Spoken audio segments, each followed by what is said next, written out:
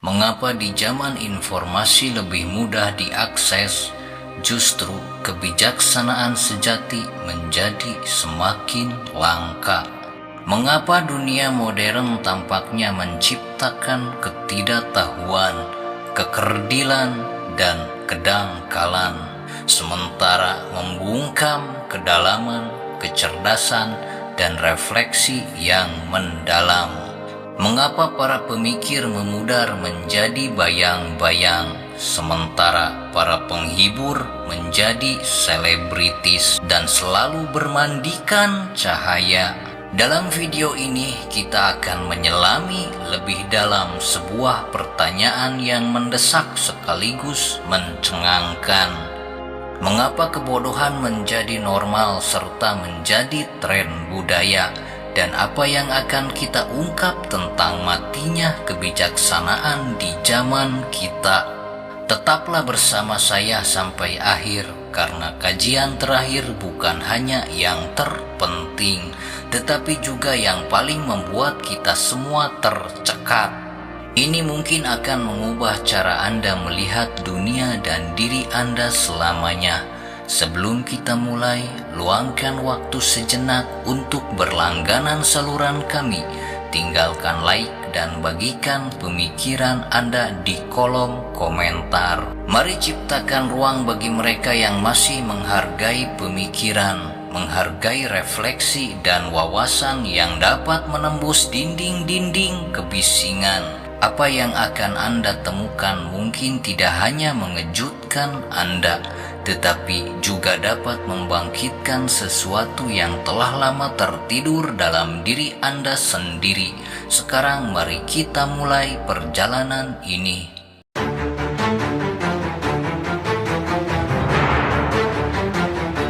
Do you want to know what it is? You can feel it when you go to work, when you go to church, when you pay your taxes.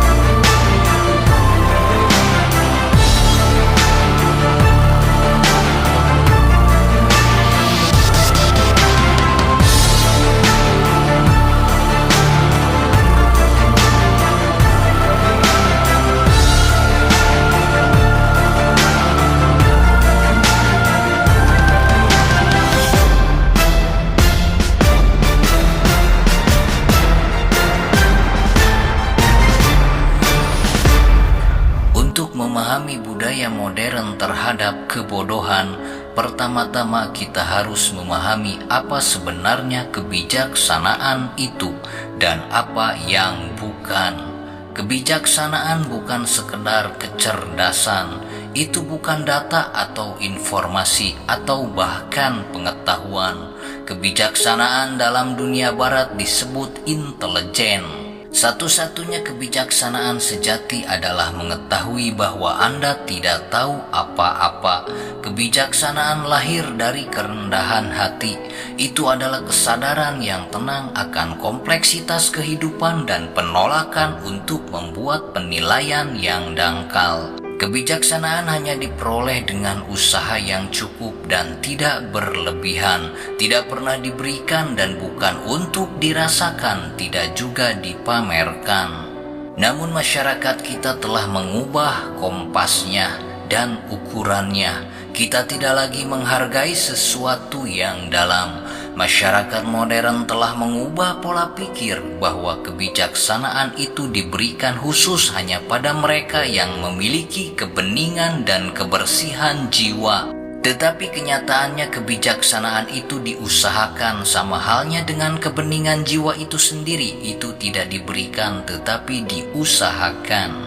Karena keduanya telah ada dalam diri Anda, yaitu kebijaksanaan dan kesucian. Tetapi kebanyakan diri tidak pernah mempedulikannya, membiarkannya tertidur terlalu lama dalam kuburan tubuh.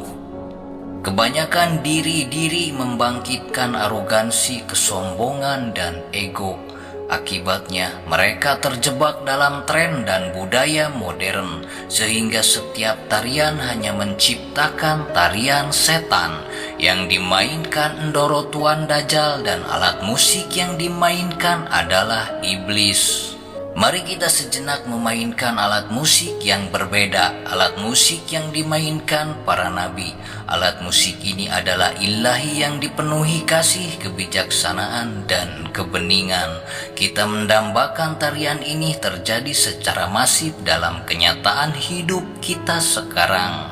Karena di mana kita berada di suatu keadaan, kita tidak lagi menghormati pemahaman yang dalam dan tenang. Kita memuja solusi cepat, kutipan viral, meme singkat, video singkat, dan informasi cepat dan singkat tersaji. Namun justru hal ini akan menciptakan kita malas berpikir.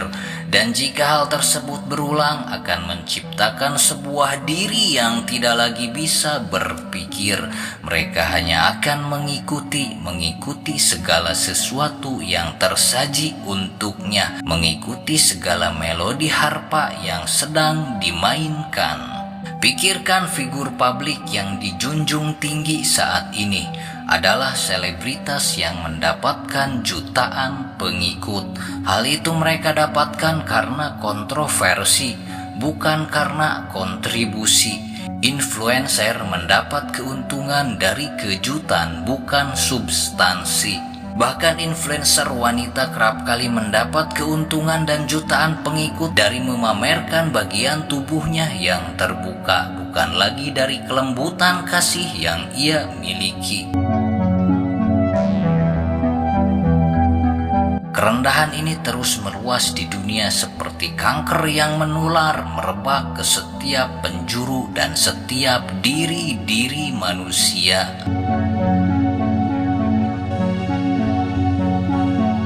Dan dalam berbangsa justru politisi yang berhasil adalah politisi yang memanipulasi daripada mendidik. Di dunia ini bersuara lantang berarti didengar, dan merenung berarti tidak relevan. Hasilnya generasi manusia tenggelam dalam informasi, tetapi haus akan kebijaksanaan.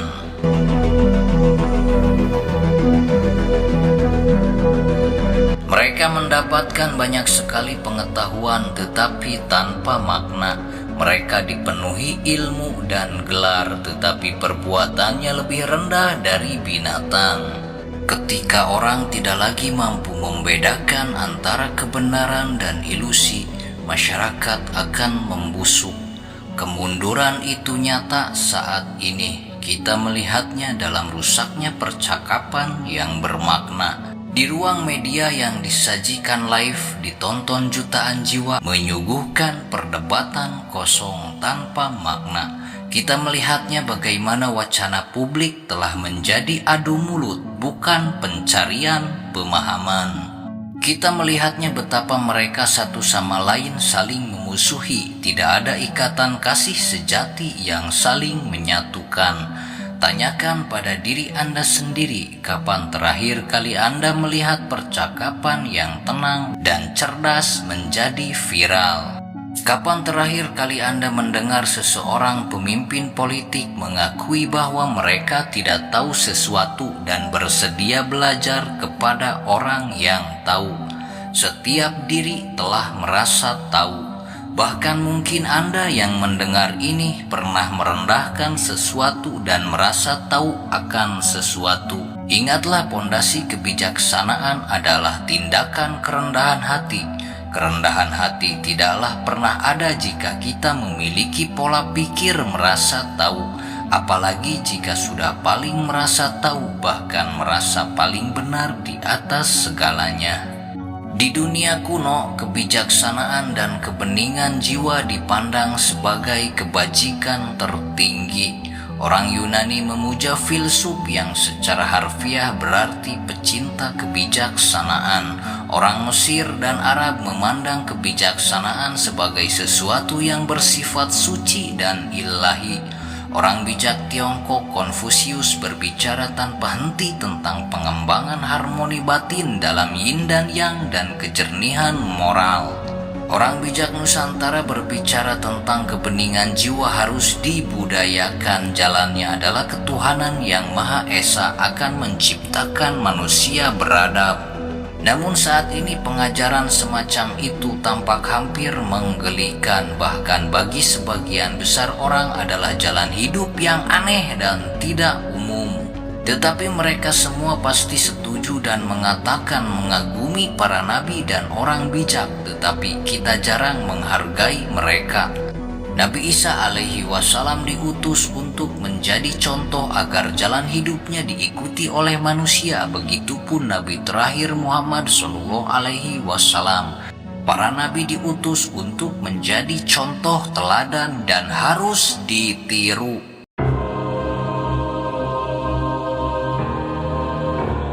Tetapi tidak bisa dipungkiri bahwa sebagian besar manusia mengagumi mereka yang menghibur, bukan mereka yang mencerahkan. Menghormati mereka yang hebat karena licik, bukan yang berlaku benar dan beradab. Karena kenyataannya berpikir itu sulit. Itulah sebabnya kebanyakan orang mudah menghakimi daripada meninjau dan mencari solusi.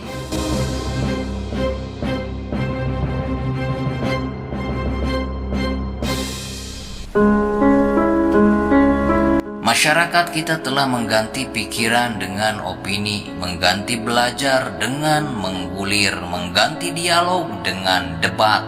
Dan pergeseran budaya ini bukanlah suatu kebetulan. Ini direkayasa. Algoritma media mendukung kemarahan dan informasi tanpa makna. It is the world that has been pulled over your eyes to blind you from the truth. What truth?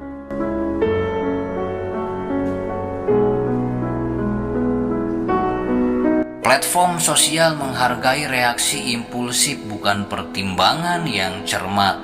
Sistem pendidikan terstandarisasi dan semakin berfokus pada menghasilkan pekerja yang patuh alih-alih menghasilkan warga negara yang bijaksana dan beradab. Apa artinya ini bagi kita? Artinya jika Anda ingin berpikir secara mendalam, Anda harus berenang melawan arus. Anda harus menolak gagasan bahwa kecepatan lebih baik daripada akurasi, bahwa gaya lebih berharga daripada substansi, bahwa popularitas sama dengan kebenaran. Kita harus berhenti sejenak dan bertanya, siapa yang diuntungkan ketika kita berhenti berpikir? Siapa yang diuntungkan ketika kita terlalu teralihkan untuk mempertanyakan narasi yang kita terima?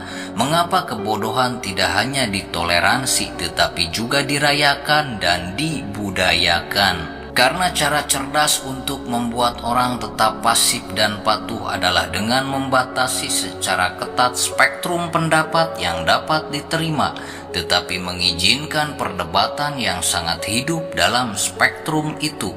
Dengan kata lain, kita diberi ilusi pilihan, kebebasan, pengetahuan, padahal sebenarnya sebagian besarnya diatur, dimanipulasi dan dirancang untuk mencegah kita bangun.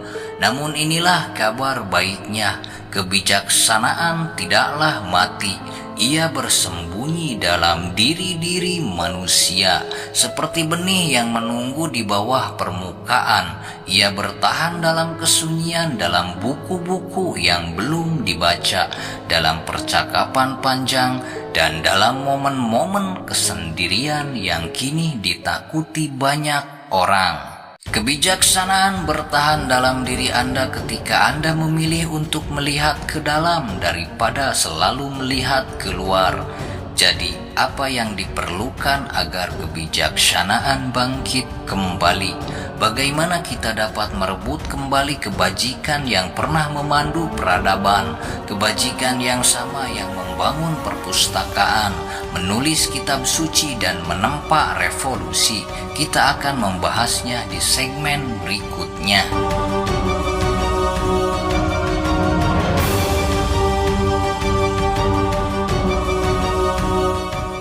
Ketahuilah, jika kebodohan diagungkan, maka kebijaksanaan harus diingat, dibangkitkan, dan dijalani. Dan Anda mungkin lebih mampu melakukan itu daripada yang pernah Anda sadari. Jika kebijaksanaan tersembunyi, lalu kemana perginya? Dan mengapa kita membiarkannya menghilang? Untuk menjawab ini, pertama-tama kita harus memeriksa bagaimana struktur dunia modern mendorong kita menjauh dari introspeksi dan sangat mudah menilai dan menghakimi. Di masa lalu, pengejaran kebijaksanaan terjalin dalam jalinan kehidupan. Itu adalah pilar budaya. Kebijaksanaan tidak hanya dihormati tetapi juga diharapkan. Sekarang mari kita maju cepat ke masa kini. Kita hidup dalam dunia ekonomi. Fokus Anda adalah mata uang, dan setiap diri dituntut untuk mencari mata uang, kemudian membelanjakannya untuk segala keinginan maupun kebutuhan. Di ruang sosial yang paling bawah, mereka membelanjakan mata uang untuk bertahan hidup. Pola mata uang ini menciptakan aksi produktivitas yang tinggi. Namun pola ini tidak pernah dirancang untuk kesejahteraan manusia, sehingga mustahil manusia bisa sejahtera jika manusia masih memakai pola ini dalam kehidupan berbangsa. Pola inilah yang sekarang dipakai masyarakat modern secara global. Ini mengubah psikologi keyakinan manusia dalam kehidupan bermasyarakat. Diri-diri yang dahulu meyakini kekuasaan ada dalam kuasa Tuhan semesta alam, namun pola sistem mata uang menggantikan keyakinan tersebut. Kini keyakinan manusia modern adalah uang sebagai kekuasaan yang terkuat. Namun harus Anda sadari, keyakinan tersebut tercipta dari sebuah ilusi. Dengan kata lain, keyakinan tersebut juga tidak lain hanyalah ilusi yang diperkuat oleh kepercayaan orang-orang. Jika orang-orang memilih percaya kepada Tuhan, maka pola ilusi ini sangatlah lemah, tidak akan sekuat sekarang. Pola ilusi tersebut menjadi kuat disebabkan masyarakat global meyakini dan mempercayai pola ilusi tersebut. Dalam Islam, meyakini kekuasaan lain selain Tuhan disebut musyrik atau syirik. Dalam ajaran Nabi Isa yang populer disebut Kristen, pola yang meyakini adanya kekuatan lain selain Tuhan adalah karena mereka digembalakan oleh iblis, bukan Ruh Kudus. Dalam Tao Te Ching, pola yang merusak akan memperlihatkan pola yang memperbaiki. Dengan kata lain, pola yang rusak dan tidak harmoni dengan alam akan mengakibatkan perubahan kembali agar pola yang memperbaiki terwujud. Dan setiap masa perubahan selalu membawa badai dan duka serta menyapu kenyamanan. Jadi zaman modern adalah zaman kebodohan yang paling parah dari semua zaman. Dari mana kesimpulan ini? Kesimpulan ini bisa diukur dan terlihat dalam status sosial masyarakat. Status sosial yang tinggi bukan lagi karena memiliki jalan hidup yang bijaksana maupun beradab. tetapi diukur dari memiliki dan memakai materialisme. Dengan kata lain, harga materi yang Anda pakai atau Anda konsumsi akan menentukan nilai diri Anda. Semakin mahal kendaraan yang Anda pakai, semakin meningkatkan status validasi diri Anda. Semakin mewah pakaian dan makanan Anda, maka itu dianggap akan meninggikan status sosial Anda. Pola materialisme tersebut adalah ilusi yang nyata dan sangat menipu. Bahkan hal tersebut tidak memperdulikan jalan mana yang Anda pilih untuk mencapai materialisme. Meskipun jalan yang Anda pilih sangat menipu, licik, dan jahat, Anda tetap akan dihormati dan ditinggikan jika materi yang Anda peroleh sangat banyak. Pola hidup seperti ini adalah kenyataan yang terjadi kepada diri-diri di zaman modern. Karena mereka semua terjerat ilusi tidak memiliki cukup kecerdasan untuk menjalankan kebijaksanaan dan kesejatian. Seperti itulah kenyataannya, terlepas Anda percaya atau tidak, terlepas Anda memahaminya atau tidak.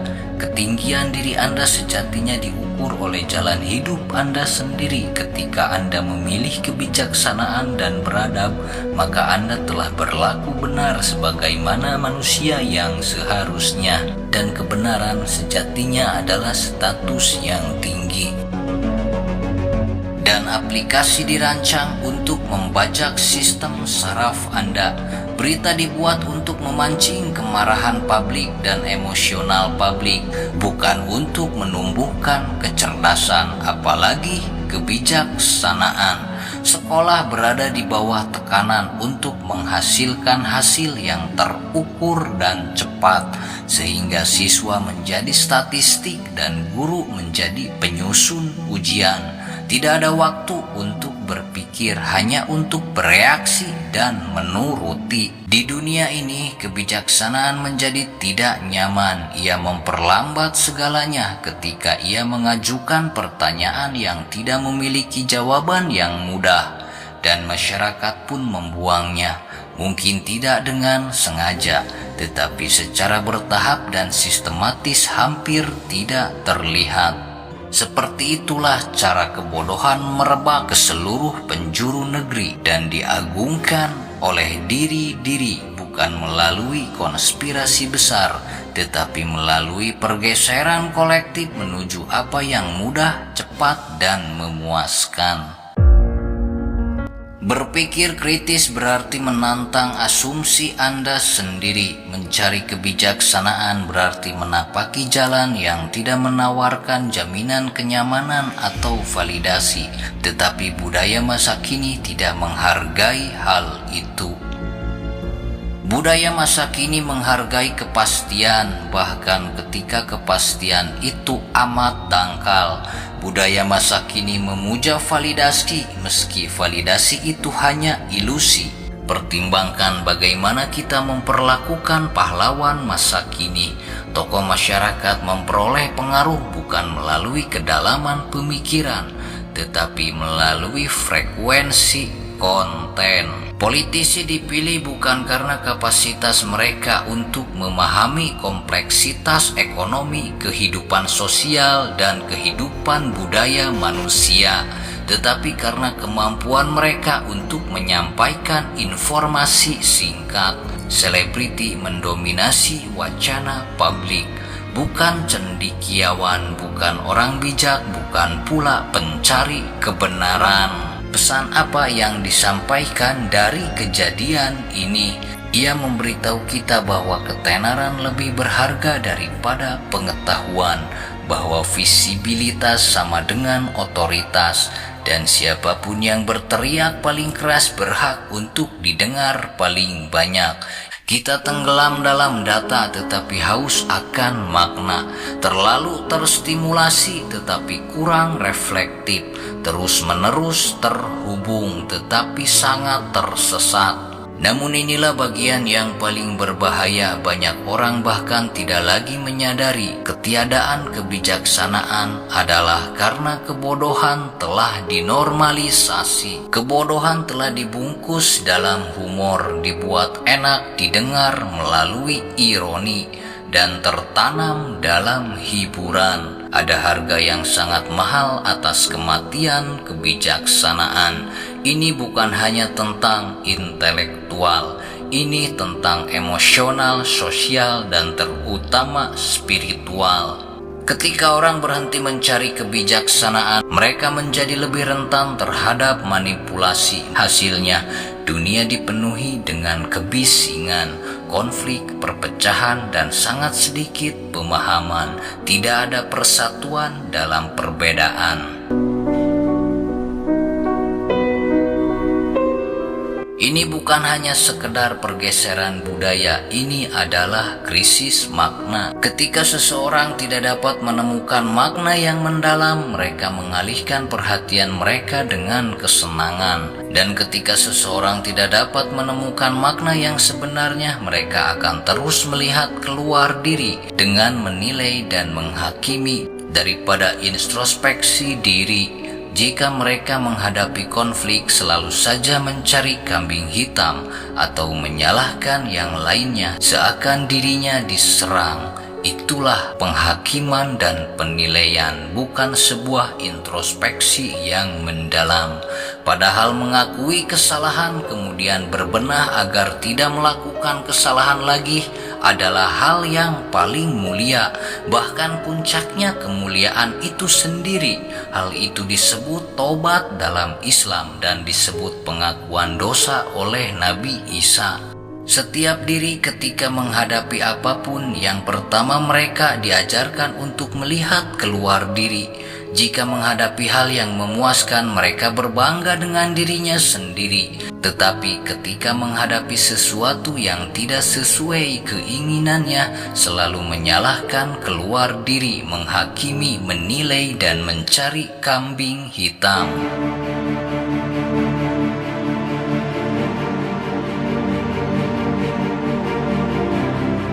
Kebijaksanaan mengajarkan untuk melihat ke dalam diri. Semakin dalam Anda melihat ke dalam dan memahaminya, maka itu semakin bijaksana. Itulah ukuran kebijaksanaan tentang seberapa dalam Anda bisa melihat ke dalam diri. Dengan jalan seperti ini, Anda akan mengetahui segala akar sesuatu dan membuat keputusan tepat untuk menghadapinya. Para nabi adalah yang bijaksana karena sangat dalam melihat ke dalam dirinya sendiri hingga mereka bertemu Tuhan. Tapi apa yang terjadi sekarang, melihat keluar diri adalah tren budaya dan dianggap hal paling logis serta masuk akal. Budaya kita terobsesi dengan kesenangan tetapi kelaparan akan makna, dan kebijaksanaan adalah jembatan di antara keduanya. Kebijaksanaan memberitahu kita bukan hanya bagaimana hidup, tetapi juga mengapa kita hidup. Dan mungkin itu sebabnya kebijaksanaan sejati ditakuti banyak orang, karena menuntut kita untuk menghadapi kekacauan di dalam diri kita sendiri. Kebijaksanaan menuntut kita untuk melihat rasa tidak aman dalam diri kita sendiri, ketidaktahuan kita, keterlibatan kita. Ia mengundang kita untuk melangkah ke cermin dan bertanya, siapa saya sebenarnya? Kebijaksanaan adalah keluhuran diri. Itu berarti sesuatu yang tertinggi, dan sesuatu yang tinggi bukan tentang kemegahan yang Anda beli dan Anda konsumsi, atau tentang apa yang Anda kenakan agar terlihat cantik atau keren, bukan tentang berapa banyak pengikut yang Anda miliki, bukan juga tentang seberapa luas terkenalnya Anda. Ketinggian tentang sebuah kemurnian dan sebuah kebenaran, dan jalannya adalah kebijaksanaan. Karena kebijaksanaan bukan sebuah gelar yang Anda peroleh, tetapi sebuah jalan hidup yang Anda jalani. Tapi siapa saya yang berbicara seperti ini? Pembicaraan ini bukan untuk mengubah hidup seseorang atau mengubah keadaan zaman. Saya tahu pembicaraan ini tidak akan mengubah keadaan seseorang maupun keadaan zaman, karena yang bisa mengubah diri Anda sendiri adalah Anda, dan yang bisa mengubah zaman adalah Tuhan semesta alam, dan reaksi Tuhan tergantung aksi manusia. Saya berbicara di sini bukan untuk mengubah apapun. Pembicaraan ini karena saya terlanjur jatuh cinta dan jatuh hati kepada jalan ini. Jadi ketika orang jatuh cinta, ia akan selalu membicarakan dan membagikan apa yang dicintainya. Itulah hidup. Dan kenyataannya yang kita hadapi adalah lebih mudah untuk bersama dalam kebodohan daripada duduk diam dengan kebijaksanaan. Tetapi Anda ada di sini sekarang dan Anda masih mendengarkan.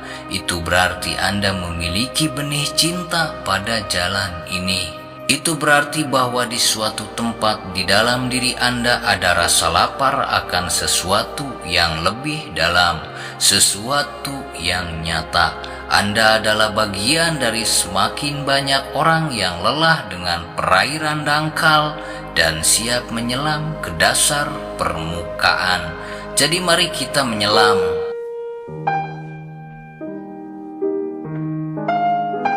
Apa yang dapat kita lakukan? Pertama, kita harus merebut kembali perhatian dan fokus kita. Apa yang Anda pilih untuk difokuskan membentuk siapa diri Anda nantinya. Jaga pikiran Anda seperti masjid dan kuil. Rajinlah membersihkannya. Jangan biarkan budaya modern melalui algoritma menentukan keyakinan Anda. Baca lebih banyak daripada menggulir. Pikirkan setelah mendengarkan. Pikirkan lebih banyak daripada bereaksi. Renungkan lebih banyak daripada berbicara. Kedua, pertanyakan apa yang diagungkan. Anda harus bisa menilai kesejatian dan kepalsuan dari tiap-tiap sesuatu yang Anda hadapi. Hanya karena sesuatu populer tidak berarti itu berharga. Hanya karena seseorang terkenal tidak berarti mereka bijaksana. Hanya karena memakai pakaian keagamaan tidak berarti ucapannya syarat dengan kebenaran. Belajarlah untuk memisahkan karisma dari karakter, hiburan dari pencerahan. Pisahkan dahulu antara kesejatian dan kepalsuan. Ketiga, carilah keheningan. Kebijaksanaan tidak berteriak, ia berbisik dan Anda harus cukup tenang untuk mendengarnya.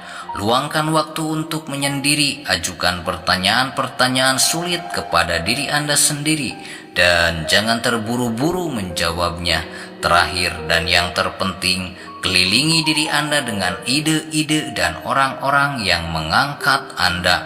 Kebijaksanaan itu menular, tetapi kebodohan juga menular. Pilihlah pengaruh Anda dengan hati-hati.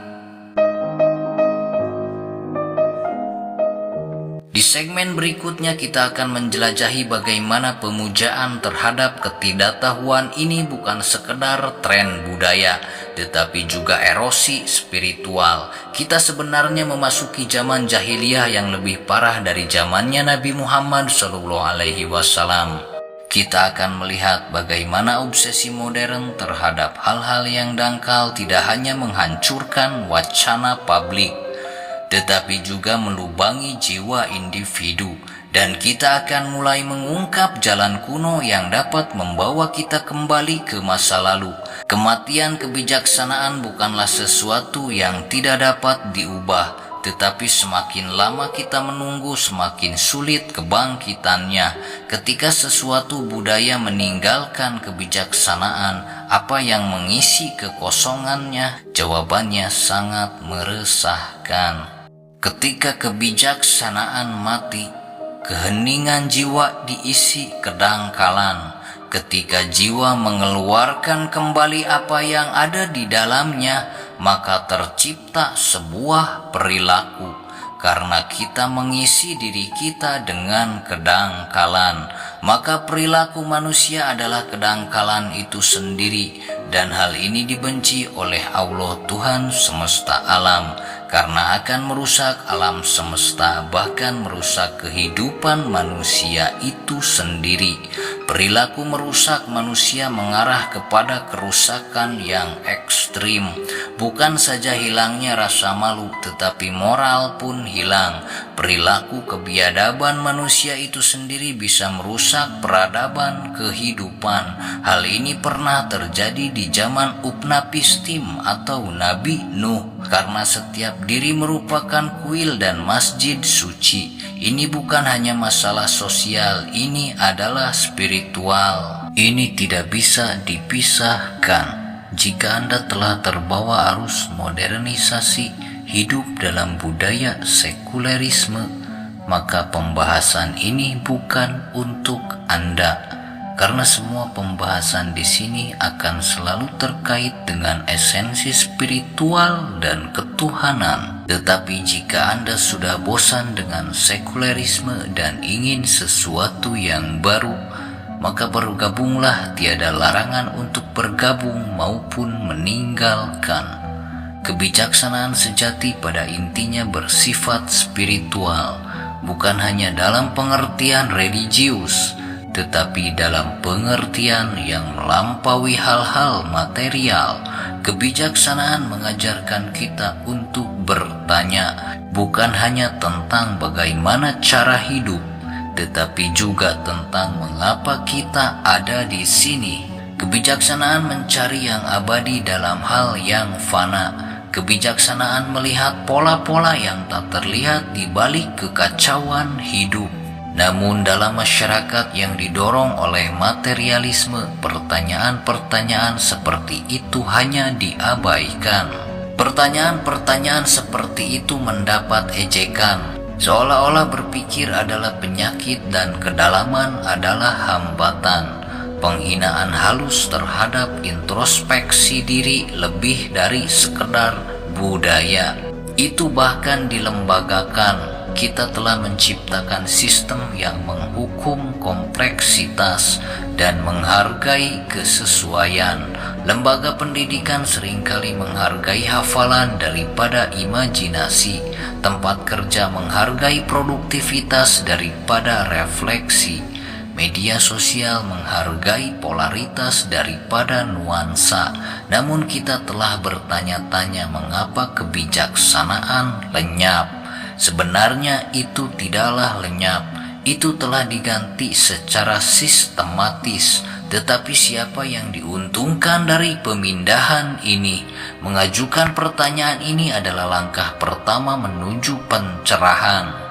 Ketika orang kehilangan kemampuan untuk berpikir kritis dan merenung secara mendalam, mereka menjadi lebih mudah dikendalikan. Ini bukan konspirasi, itu adalah kebenaran psikologis. Pikiran yang terganggu adalah pikiran yang patuh. Orang yang dangkal lebih mudah dimanipulasi daripada orang yang berpikir. Mereka ingin Anda merasakan, dan pemerintah terlalu sering lebih memilih kepatuhan daripada kebijaksanaan. Pendidikan mengajari orang apa yang harus dipikirkan, tetapi tidak mengajarkan bagaimana cara berpikir yang bijaksana. Kita membanjiri mereka dengan opini, tetapi membuat mereka kekurangan perspektif mereka sendiri. Dan perlahan tanpa suara, jiwa lupa cara mencari. Inilah kematian sejati dari kebijaksanaan. Bukan saat ia diserang, tetapi saat ia terlupakan.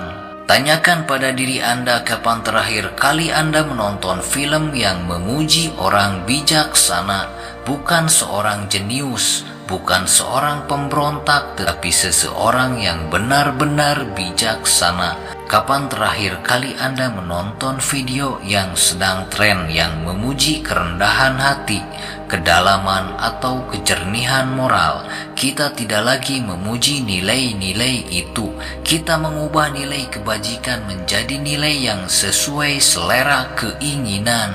Bahkan keaslian kini menjadi alat pemasaran, bahkan perhatian penuh telah diencerkan menjadi notifikasi di aplikasi. Kita hidup di masa di mana praktik sakral kuno diubah namanya menjadi kiat-kiat produktivitas. Dan hari ini adalah puncaknya, segala sesuatu menjadi industri, bukan lagi pelayanan dan pengabdian.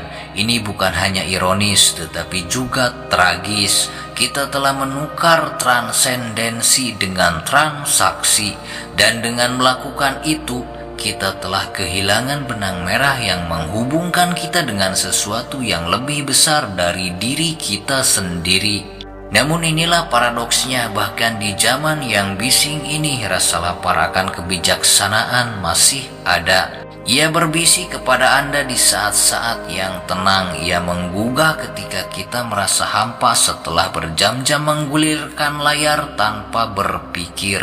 Ia muncul ketika kita duduk di alam dan mengingat bahkan untuk sesaat bahwa hidup lebih dari sekedar kepuasan dan konsumsi. Jiwa manusia masih merindukan kebenaran, merindukan makna-makna, dan merindukan kedalaman spiritual, yaitu keinginan untuk menjadi diri kita sepenuhnya, bukan seperti yang didefinisikan masyarakat, tetapi sebagaimana hakikat diri kita. Dan perjalanan itu tidak dapat terjadi tanpa kebijaksanaan, bukan pengetahuan, bukan kredensial, hanya kebijaksanaan. Kebijaksanaan yang memberitahu kita siapa kita di luar peran kita. Kebijaksanaan yang mengingatkan kita bahwa kebahagiaan tanpa tujuan hanyalah anestesi. Kebijaksanaan yang menghubungkan kita kembali dengan kebenaran kuno yang digaungkan oleh setiap peradaban yang layak diingat. Al-Quran mengajarkan kebijaksanaan ada dalam menjadi manusia yang beradab dan berakhlak mulia, dan telah dicontohkan oleh baginda Nabi Muhammad SAW. Dalam Bhagavad Gita mengajarkan bahwa orang bijak melihat pengetahuan dan tindakan sebagai satu kesatuan. Tao Te Ching mengingatkan kita bahwa mengenal orang lain adalah kecerdasan dan mengenal diri sendiri adalah kebijaksanaan. Dan Injil yang mencatat perkataan Nabi Isa alaihi wasallam, jika kamu mengeluarkan apa yang ada di dalam dirimu, apa yang kamu keluarkan akan menyelamatkanmu, tetapi jika tidak, itu akan menghancurkanmu. Semua ajaran ini menunjuk pada kebenaran yang sama. Hikmah tidak berada di luar diri kita, hikmah ada di dalam diri kita, terkubur di bawah kebisingan, di bawah ketakutan, di bawah ego dan gangguan. Namun hikmah masih dapat diakses oleh mereka yang mau mengingat. Namun mengingat membutuhkan usaha dan waktu. Hikmah membutuhkan keberanian. Keberanian untuk menjadi pribadi yang bercahaya. Keberanian untuk menahan hawa nafsu.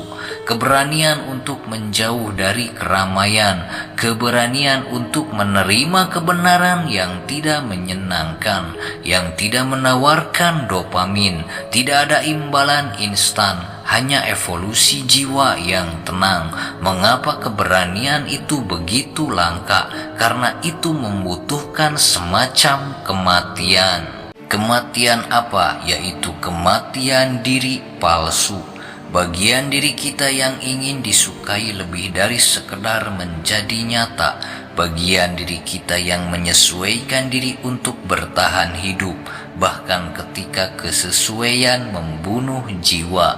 Hikmah ini diajarkan Khidir pada Musa untuk membunuh diri yang kerdil. Ketika Khidir membunuh seorang anak durhaka agar terlahir anak yang berbakti dan berbudi, agar ego yang terkubur bukan cahaya yang terkubur. Hikmah menuntut kita untuk melepaskan kulit agar menjadi diri kita yang sebenarnya. Dan orang bijak tidak mudah dikendalikan, mereka tidak mudah dihibur, mereka melihat melampaui ilusi-ilusi.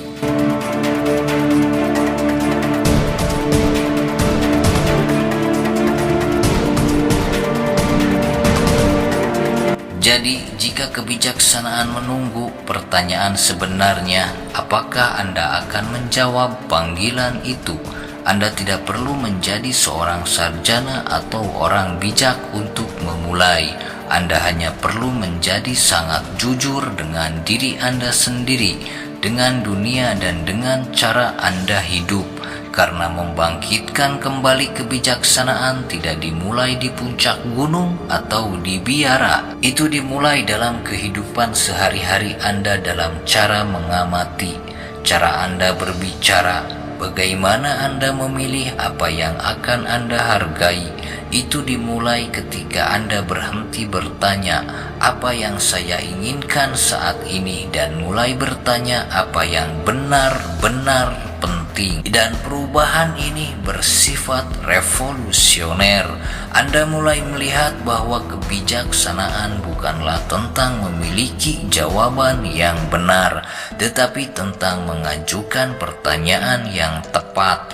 Anda berhenti terburu-buru mengisi setiap keheningan dan mulai mendengarkan ruang di antara kata-kata. Anda mulai melihat orang lain bukan sebagai pendapat yang harus dinilai atau musuh yang harus dikalahkan, tetapi sebagai cermin yang memantulkan kembali bagian-bagian diri Anda yang belum Anda pahami. Anda mulai mengalami hidup bukan sebagai perlombaan yang harus dimenangkan, tetapi sebagai misteri yang harus dijalani.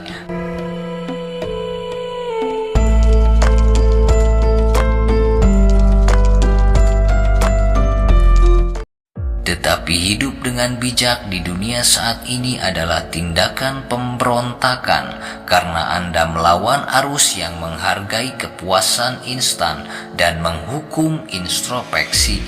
Anda melawan arus karena budaya sekarang adalah kebodohan. Anda memilih kesabaran di dunia yang kecanduan dengan kecepatan. Anda memilih kebenaran di dunia yang mengambil untung dari penipuan.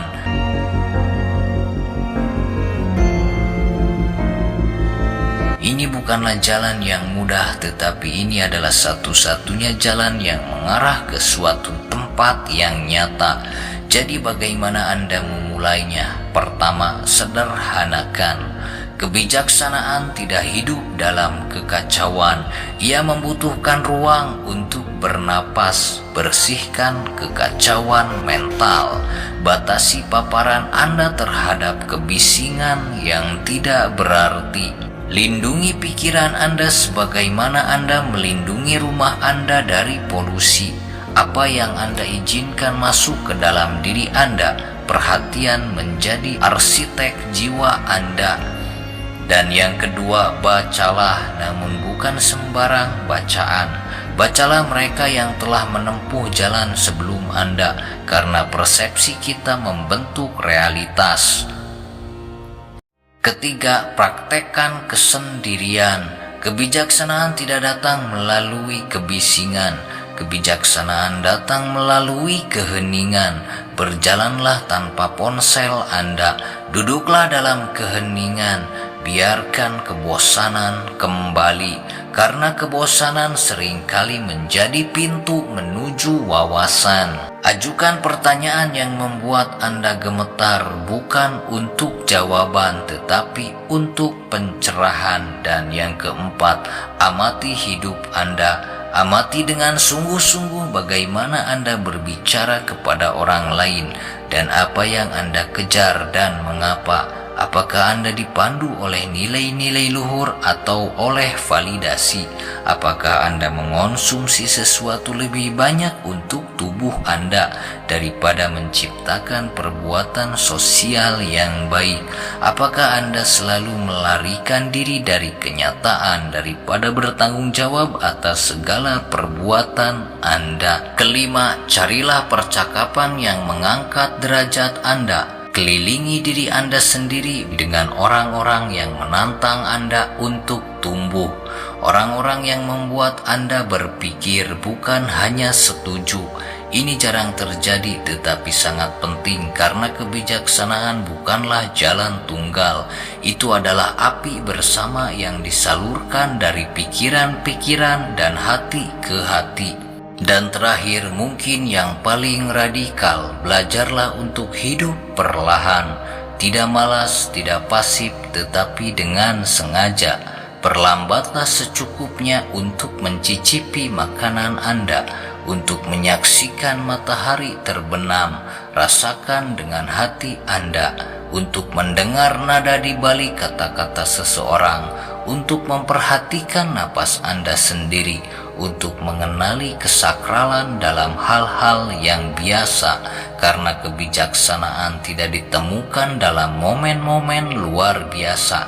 Momen-momen luar biasa hanyalah menciptakan masalah. Kebijaksanaan ditemukan dalam cara Anda menjalani momen-momen biasa, dalam cara Anda menjalani waktu dalam kehidupan Anda.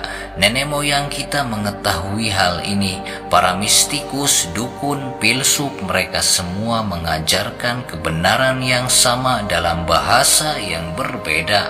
Orang bijak bukanlah mereka yang paling tahu, tetapi mereka yang melihat dengan sangat jelas. Dan kejelasan hanya mungkin terjadi ketika pikiran tenang, hati yang terbuka, dan jiwa yang mendengarkan. Mari kita ingat bahwa kematian kebijaksanaan bukanlah sesuatu yang tak terelakkan. Itu adalah sebuah pilihan dan setiap pilihan dapat dibalik. Kita dapat menghidupkan kembali kebijaksanaan bukan sebagai ide abstrak, tetapi sebagai kehadiran yang hidup dalam pilihan-pilihan kita, dalam hubungan-hubungan kita, dan dalam cara kita merespon ketika tidak ada seorang pun yang memperhatikan. Kita melakukan ini bukan dengan mengutuk dunia modern, tetapi dengan menyembuhkan diri kita sendiri di dalamnya, karena kenyataannya kebodohan bukanlah sesuatu yang ada di luar sana. Itu juga hidup di dalam diri kita sendiri, dalam ego kita, dalam kemalasan kita, dalam keinginan-keinginan kita untuk merasa nyaman alih-alih menjadi sadar. Dan disitulah pertarungan yang sesungguhnya terjadi. Kebenaran yang paling penting dari semuanya, kebijaksanaan bukanlah sesuatu yang Anda temukan, itu adalah sesuatu yang Anda jadikan. Itu tidak tersembunyi dalam buku-buku atau reruntuhan kuno atau perkumpulan rahasia. Itu tersembunyi dalam pilihan-pilihan harian kita, dalam kemauan untuk mempertanyakan, dalam keberanian untuk melihat, dan dalam kerendahan hati untuk berubah. Dunia modern mungkin mengagungkan kebodohan, tetapi itu tidak berarti Anda harus melakukannya. Anda dapat memilih secara berbeda. Anda dapat memilih untuk bangkit. Dan dengan melakukan itu, Anda menjadi cahaya dalam kegelapan. Tidak keras, tidak mencolok, tetapi tidak bisa digoyahkan. Karena kebijaksanaan mungkin tidak menjadi tren, mungkin tidak menjadi viral, mungkin tidak menghibur banyak orang, tetapi ia bertahan lama. Dan di dunia yang lupa, mengingat adalah tindakan yang suci. Jadi ingatlah, berpikirlah secara mendalam, hiduplah dengan bijak, dan jangan pernah meremehkan revolusi senyap yang dimulai dalam dirimu sendiri. Terima kasih telah menonton.